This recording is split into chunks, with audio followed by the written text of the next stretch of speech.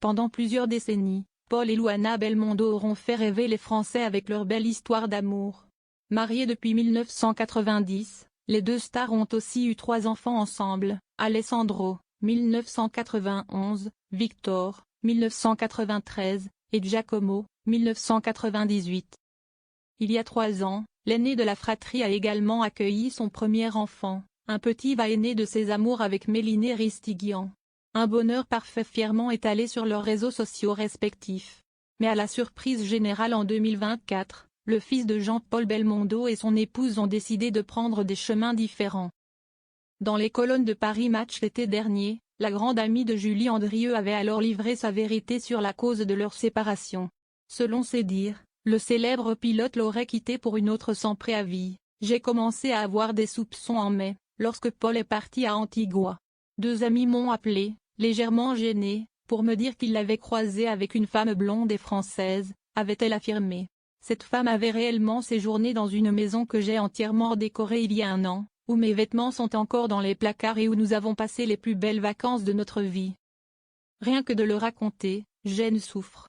À la suite de cette interview et auprès de nos confrères, Paul Belmondo s'était défendu d'avoir abandonné son clan. En pleine tempête médiatique, l'ami intime d'Anthony Delon avait aussi regretté que la mère de sa progéniture ait tout déballé quant au-dessous de leur divorce.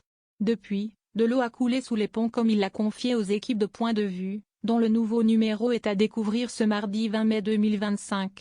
S'il revient de loin, Paul Belmondo est déterminé à aller de l'avant. L'occasion pour lui de revenir sur cette période particulièrement agitée, survenue au moment de sa rupture avec Luana Belmondo. Je l'ai mal vécu. Ce sont des sujets qui doivent des procès et ça alimente davantage le récit, soit on prend des coups, on encaisse et on attend que ça passe. Je préfère cette attitude-là et laisser le torrent se déverser, a-t-il analysé avec philosophie. La vie continue.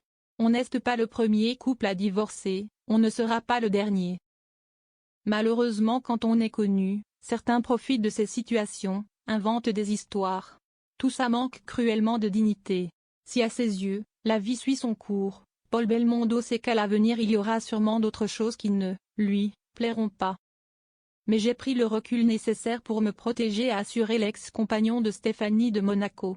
Je sais qu'on se relève de ses frondes. Mais hors de question pour lui de s'apitoyer sur son sort. J'ai la chance d'avoir de beaux enfants, de mener une vie incroyable. Quand je regarde autour de moi, j'ai conscience que ceux, qui par exemple, ne savent pas comment nourrir leur famille, vivent des choses plus graves que moi. Alors certes, mon ego en a pris un coup mais en définitive, ce n'est rien du tout, a ajouté Paul Belmondo qui peut constamment compter sur une partie de son cercle intime. J'ai le même noyau d'amis depuis l'école. Sans surprise, ils ont été présents. Et puis il y a ceux qu'on n'attend pas comme Alexandre Brasseur, par exemple qui m'a envoyé un mot d'une grande délicatesse. D'autres vous mettent le pied sur la tête. Je saurais m'en souvenir. On a la rancune tenace chez les Belmondo. Si est dit.